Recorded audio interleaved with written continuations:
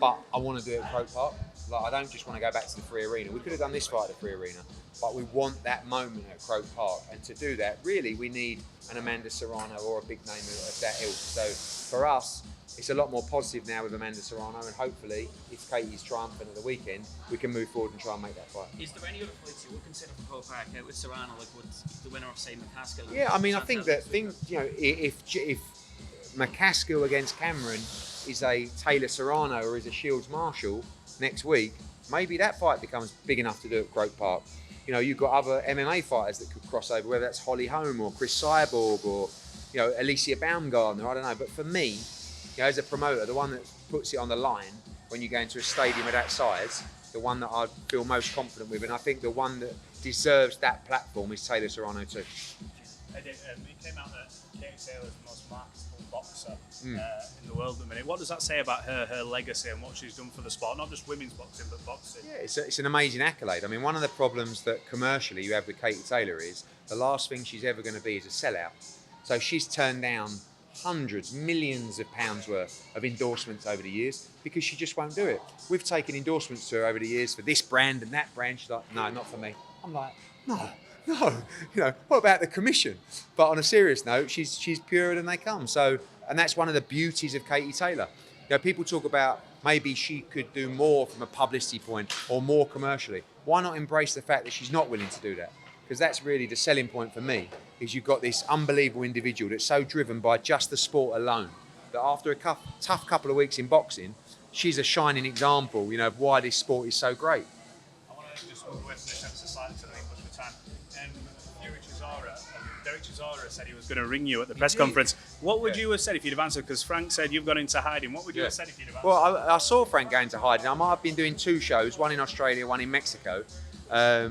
But I woke up in Mexico to about 4 missed calls from Derek Chisora. One on WhatsApp video, one on FaceTime video, one normal call. And he was just sitting there dialing me. I would have picked it up in a heartbeat if I was awake.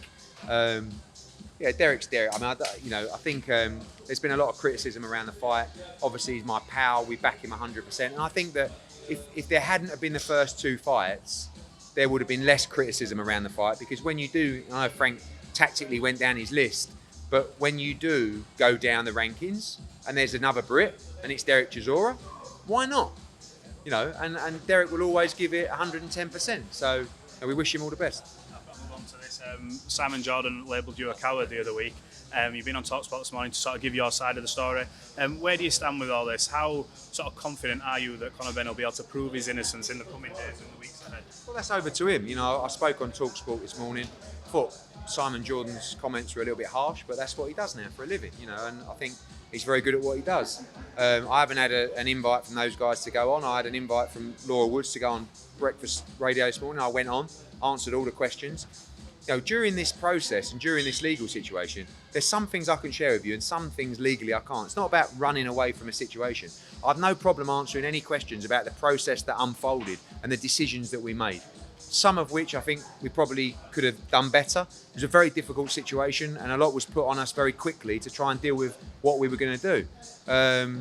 But it's over to Conor now. You know, Conor Benn has the biggest fight on his hands because he has to convince people that have already made up their decision that he's innocent.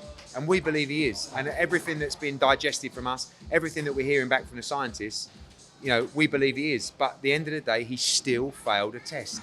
And ultimately, he has to give reason for that. Unlucky or not, contamination or not, it's still a fact. And all we want now is for him to go through a process. Because until he goes through a process, no one will give him any credit or time. We could go and box him. I could have done this fight in Abu Dhabi. I could have done it in America. I could have done it in Australia. I could have done it in all these places. He needs to go through that process. If he's banned, he's got to accept the ban and he's got to move forward. If he's suspended, he's got to do the same. But, you know, it's a difficult situation all around. I just want him to have the chance to tell his side, which will happen ultimately this week. Eddie, when will we get the details, dates and actual number of tests taken and or failed? All of that from Conor. He's had several newspaper interviews today.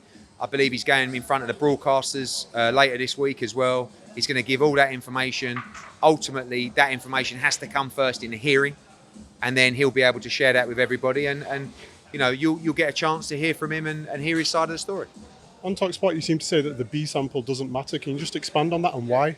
The reason I say it doesn't matter, of course it matters, but in terms of contamination, which is everything in the results of this test, which you'll hear from, so I have to be careful because I want to tell you more, leads to a contamination in this. When I talk about contamination, contamination can happen in a lab and contamination can happen via various different means during a process, right?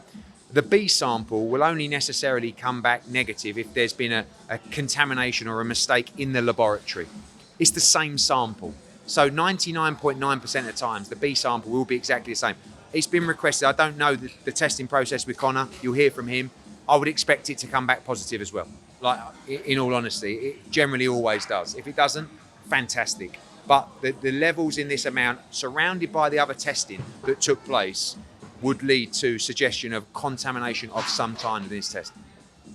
You also said that we wouldn't hear excuses from Conor, so we're not going to hear anything like Kevin Lorena when he said he took his wife's stuff and that's how he tested for colometry. To be honest with you, that's another reason I believe he's innocent. Because believe me when I say, the easy way out in this situation for Conor Benn is to come up with an excuse that would either get him off the hook, sorry mate, or give him a shorter suspension time. Quite simply, I'm on fertility medication.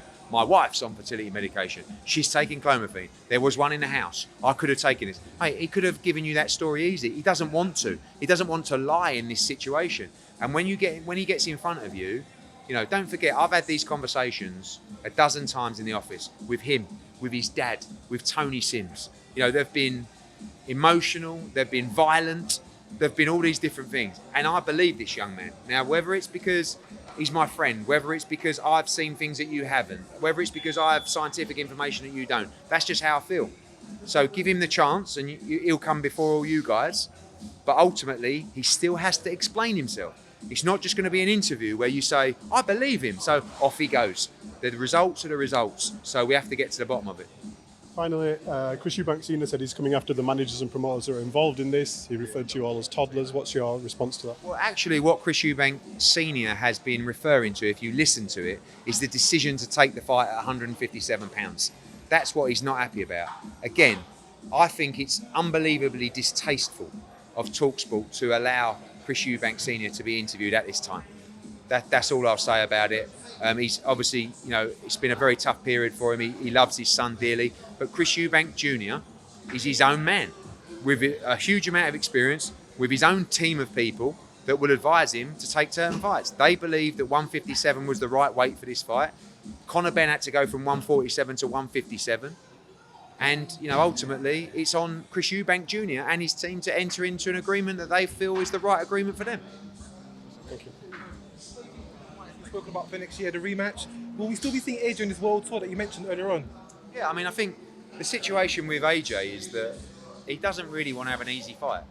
We talked about a few options, whether that's Otto Wallin, I'm not saying that's an easy fight either, but, he's like, what about Dillian Whyte? I'm like, well, that's a big fight. He said, yeah, but I just feel like, can I get myself up for easier fights? And they're all tough fights in that division. They're all fights that can end like that. They're all tough training camps. So I'm not saying that the Dillian Whyte fight is on, but certainly if he comes through Jermaine Franklin on November 26th, we would like to try and move forward with AJ against Dillian Whyte.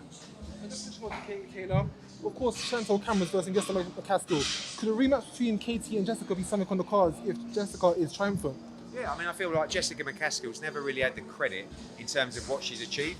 Like, she fought Katie Taylor in the lightweight, she moved up to 140, she won the 140 world title, she unified the title, she moved up to 147 to go and become undisputed against Cecilia Brackhouse. Now she's going back to 140 to fight for the undisputed there. So she's got a chance to become a two-division undisputed champion. So she would deserve the fight with Katie Taylor. But also Chantal Cameron, that's a really big fight that in boxing a lot of people have wanted for a long time. And that's the kind of fight that will give Chantal Cameron the opportunity to make a name for herself, become undisputed, and that's when Taylor Cameron becomes a real possibility.